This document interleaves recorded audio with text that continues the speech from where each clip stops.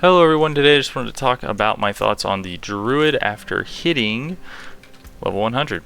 So I just want to talk about the skills, kind of what my experience has generally been like with them. So first off, when it comes to the basic skills, I think Storm Strike's pretty overrepresented in terms of what's being used. I know there are builds that do Run Claw, Wind Shear, Earth Spike, but overall I think Storm Strike's used more than everything by a margin that's way too big, so they probably should fix that.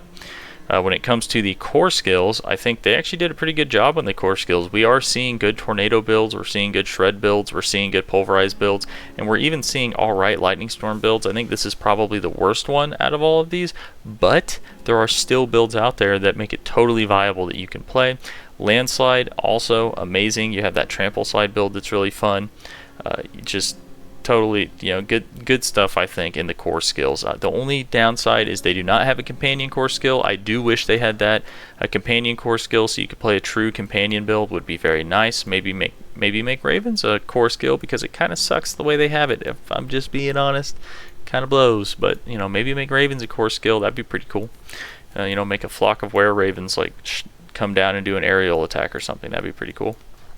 Passives, I think, are all pretty good too.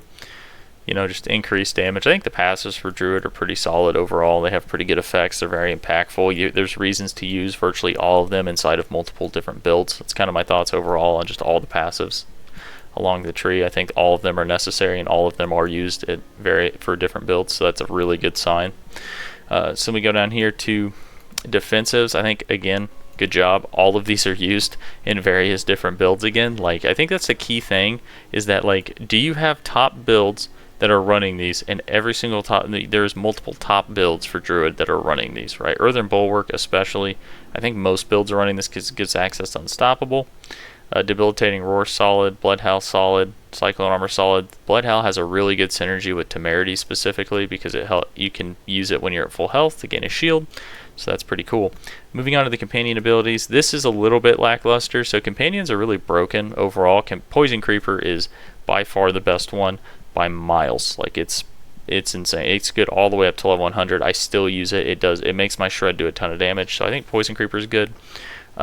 Werewolves, and I guess wolves and ravens, however, they start off good, but then they fall off because they don't have good multipliers that actually make it to where they continue to do damage like what Poison Creeper does, right? Poison Creeper has aspect of the Blurred Beast.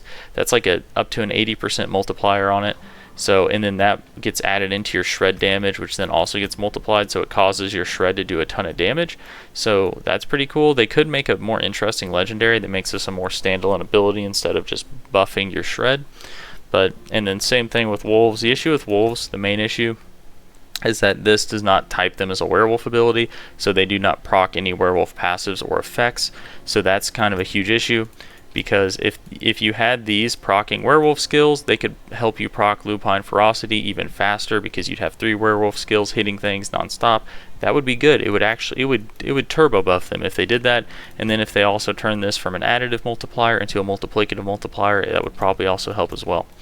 But oh well, that's, I have a whole other video on that. But yeah, Ravens, same thing. Ravens doesn't even have a dedicated legendary, so we just need to really make Ravens dedicated legendary, and that would be better. Moving right along to the Wrath skills, we have Hurricane, Boulder, Rabies, Trample. Now this tree is not as good, so the passives are good in this tree. All the passives are used across multiple different builds. Trample is good, it gives you Unstoppable. Hurricane is used in so many builds now, so that's good. It gives you access to damage reduction, even vulnerability if you need it. Then you have this right here that combos really well, where you can get access to vulnerable with your storm skills. So really solid, right? But then you get to Boulder. Who the heck runs Boulder? I have not seen a Boulder build yet. Maybe I'll make one. I don't know. Rabies is just useless. This ability the only thing it does is if you take 3 points into it, you can make your wolves spread their rabies faster. And even then, it just doesn't do very much damage. This just isn't a good ability. It starts out good. Again, keep in mind that this is all from the perspective of in game, level 100 builds. Every single one of these abilities is going to work early on, right? That's just the way scaling works. So it's just the further you go and the higher up you get, you're going to notice abilities falling off and further off. So I'm kind of just pointing out the ones that are actually viable at the end game. Now I think Boulder has the potential to be. The only issue is the legendary with it makes its spirit cost 60, and it does turn it into a core skill, so that's pretty cool. But yeah, so there's that. Then we go over here to the ultimate skills. So when it comes to the ultimate skills, I think that Petrify is pretty good. I think Grizzly Rage is easily the best out of all of these, and then I think Cataclysm and Lacerate never really get played all that much.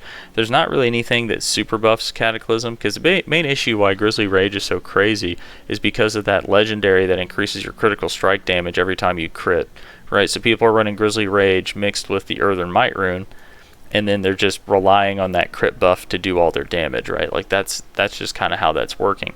So they need to make a legendary like that that's that impactful for Lacerate and for Cataclysm, and then maybe they could balance out the play rate, right? Or they could nerf this, but I don't think that's a good solution, because normally I'm not for but necessarily just buffing everything up. I think that's a short-sighted way, but I do think that just since they do not have dedicated legendaries, start there, give them a dedicated legendary, and then you can nerf this if you need to.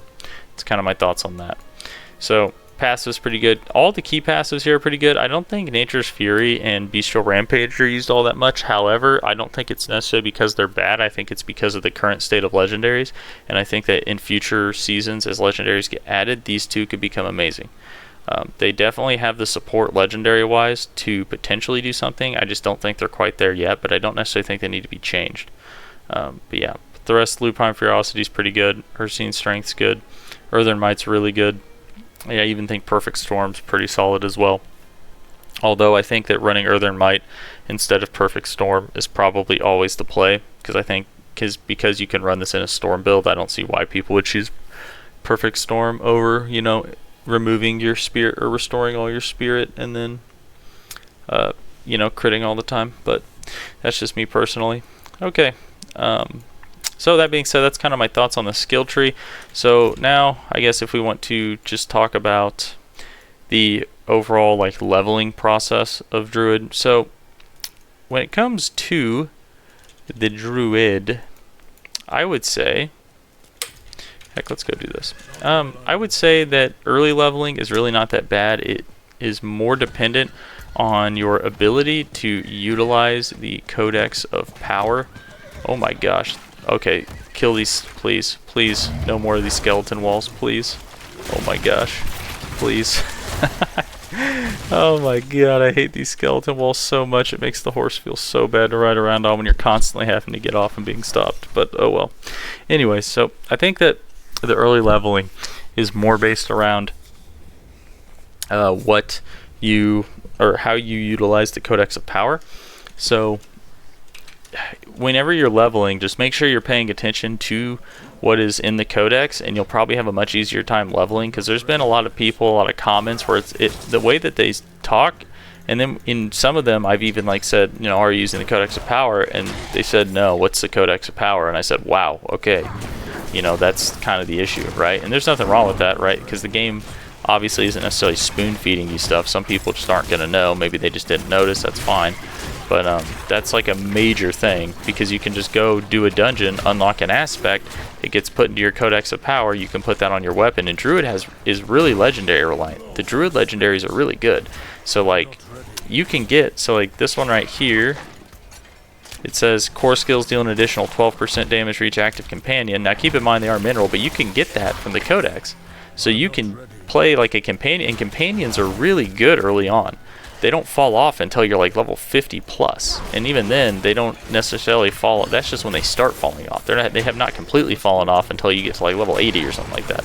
So, and that's specifically just wolves and ravens. So you could play a companion build all the way up during your leveling process if you just kind of use legendaries and stuff like that. Now, and then there's also really good defensive legendaries. Like all the defensive legendaries I'm using, this one, and this one are all in the Codex. So like you can have all these things that you could be using. So like the whole idea that, you know, Druid has a weak early leveling, it's like I'm not sure I agree with that. I think that sure, maybe if you just aren't utilizing the game systems, they do. But if you utilize the game systems, I really didn't have a problem leveling. I played a landslide Druid. I played like a landslide companion build. I actually have a video of it I can put in the description. that if you want to actually see, you know, kind of what I did, right, in terms of what I did in order to level, right, I was playing a landslide companion build and it did fine. I cleared every single thing in the game with it. So now obviously there are some bosses that are harder than others because it's not like your damage is like uber crazy, so you have to do mechanics and stuff. But in terms of like the way people are talking, it's like, you know, you definitely can pretty easily clear the game with it. When it comes to like the when it comes to the mid game leveling, I would say, or I guess mid game being like level 50 plus.